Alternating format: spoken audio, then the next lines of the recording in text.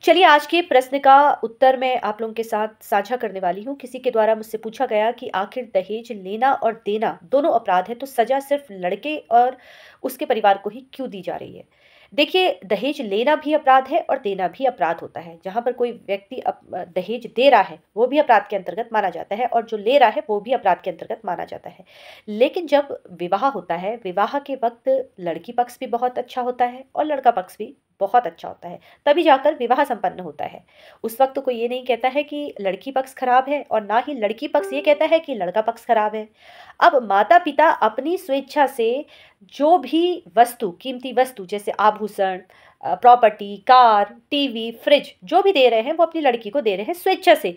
इसलिए कि मेरी लड़की जिस तरह से सुख-सुविधा में यहाँ रह रही है, उसी तरीके से उच्छे उससे अच्छे सुख-सुविधा में वो रहे और रिश्तेदार जितने भी नातेदार हैं, लड़की को कुछ न कुछ सामान दे देते हैं। जहाँ पर लड़की से कहा जाता है कि तुम एक नए गृहस्थ आश्रम में प्रवेश कर रहे हो, तो वहाँ पर आपको किसी भी चीज़ की कोई दिक्कत ना हो। जैसे बर्तन की, फ्रिज की, टीवी की और लड़की को एक तरीके से ये सारी चीज़ें इसलिए दी जाती है कि प्यार के तौर पर ये दी जाती है और उनको ये एहसास हो कि हमारे जो परिवार है यानी कि मायके पक्ष से जो तुम्हें सामान दिया जा रहा है, ये आपको अपना-सा लगे। क्योंकि लड़के के घर में वो नई है, हर चीज़ नया है, तो इस सुख-सुविधा को ध्यान में देखते हुए लड़की को गिफ्ट दिया जाता है।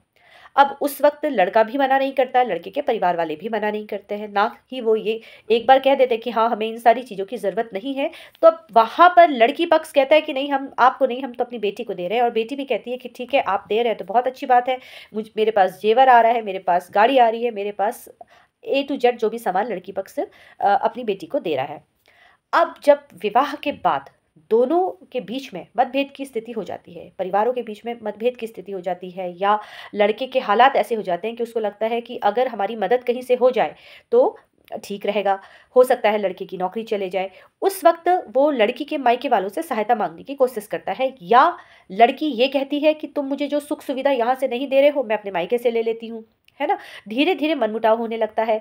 कुछ केस ऐसे होते हैं जहाँ पर पति डिमांड करना शुरू कर देता है और कुछ केस ऐसे होते हैं जहाँ पर लड़का कोई डिमांड नहीं कर रहा है, लड़की स्वेच्छा से कोई सामान लेके आ जाती है या दोनों के बीच में मतभेद की स्थिति उत्पन्न होती है, तो वहाँ पर केस को मजबूत करने के लिए या अपने आप को पीड़िता बनाने के लिए वहाँ पर फिर झूठा आरोप लगाना शुरू हो जाता है। जहाँ पर कोई भी डिमांड नहीं की गई थी, जहाँ पर लड़के पक्ष ने ये बोला था कि आप जो दे रहे हो आप अपनी बेटी को दीजिए, हमें कुछ नहीं चाहिए। लेकिन उसके बावजूद लड़की वाले लड़के को सारी चीज़ें देते हैं, लड़की को सारी चीज़ें देते हैं। जहाँ पर झूठी जब एफआईआर लिखी जाती है तो वहाँ पर लड़की पक्ष हमेशा लिखाता है कि किसी तरीके से मेरी बेटी वहाँ से जान बचाकर भाग कर आई है, उसे महीनों तक भूखा रखा।